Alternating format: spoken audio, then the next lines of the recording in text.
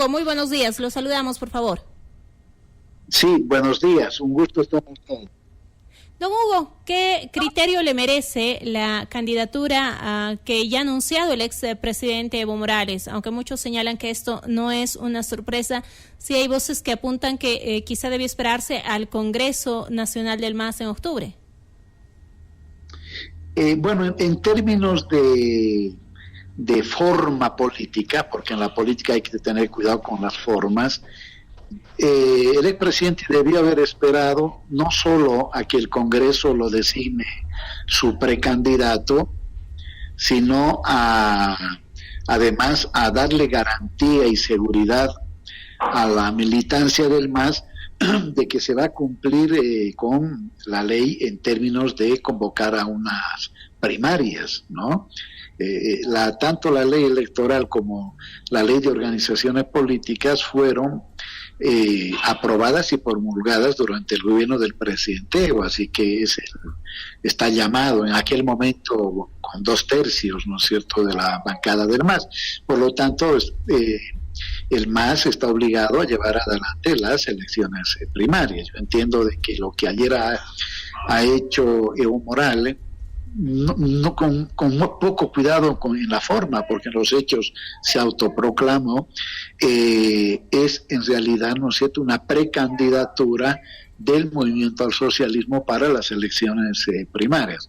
Ahora, el refrán popular, no por mucho madrugar amanece temprano, creo que es algo que debería haber reflexionado el expresidente Evo, su entorno, porque con tanta anticipación para las elecciones del 2025, tengo la impresión de que él anda lejos de lo que puede creer. El expresidente Evo Morales anda desgastándose ante incluso sectores que en el pasado constituían un núcleo duro que votaba por él.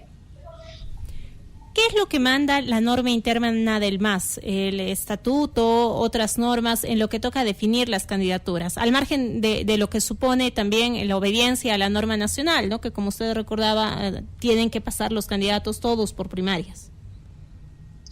A ver, no sé, específicamente sobre ese tema, no sé, hay un estatuto que no lo conozco en su integridad, sé que tiene algunas contradicciones con la Constitución y la propia legislación americana de derechos políticos, sobre las que se basó incluso el recurso directo de nulidad que se presentó para habilitarlo a las elecciones. Por lo tanto, si sirvió para una cosa, evidentemente tiene que servir para otra. Creo que hay algunas contradicciones ahí del estatuto con la Convención Americana y con la propia Constitución, que seguramente serán abordadas en su momento. El Congreso del MAS en octubre terminará por sellar la división en el MAS, don Hugo, o más bien podrá ser oportunidad para un reencuentro. No, el Congreso ya está clarísimo de que no va a tener la participación de todos. Incluso se ha invertido la regla, ¿no? Antes prácticamente el 70-80% de los delegados eran de organizaciones sociales y el resto eran del aparato político propio, digamos, llamémoslo de esa manera, es decir, de los distritos.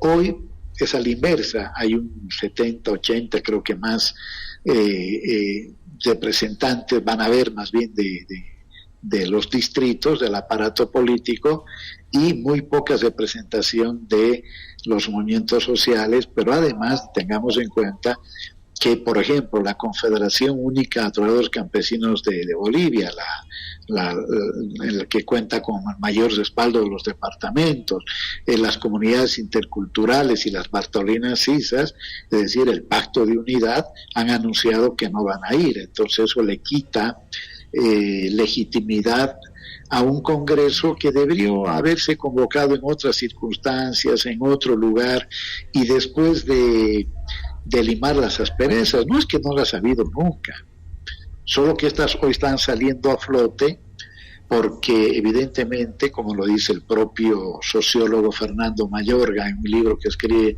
sobre la realidad interna del MAS, Evo Morales ya no es el único factor de cohesión dentro del MAS, hay otros factores más que ya, por lo tanto, hacen que las contradicciones que siempre han habido salgan a flote. Ahora, ¿son malas las contradicciones? No, pues en todo lado hay contradicciones, en una familia, en todo lado.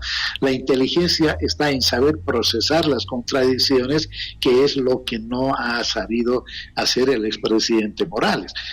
Ojalá, yo diría por el bien de este pueblo, por el bloque indígena, campesino y popular, la Dirección Nacional del MAS, Evo Morales,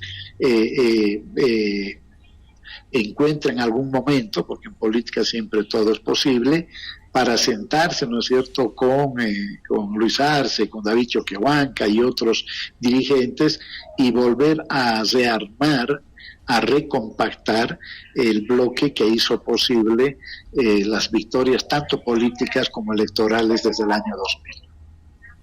¿La oposición tiene oportunidad en las próximas elecciones generales si esta división del MAS se consolida? Sí, claro que sí. Y por eso a los Estados Unidos y a la oposición que en realidad están sentados en el palco visiblemente, aunque seguramente por abajo atizando el conflicto al interior del MAS, desde uno y desde otro lado, en fin, de tal manera que la implosión interna del MAS se traduzca en una oportunidad para la oposición, oportunidad, pero al mismo tiempo oportunidad que puede ser hasta igual liquidada en términos de que al ver un MAS dividido, seguramente también habrá mayor fragmentación más bien al interior de la oposición, pensando de que cualquiera puede ganarle al MAS, lo cual es ciertamente un error, ya sea al MAS teniendo como candidato a Evo Morales, ya sea al MAS teniendo como candidato a Luis Arce.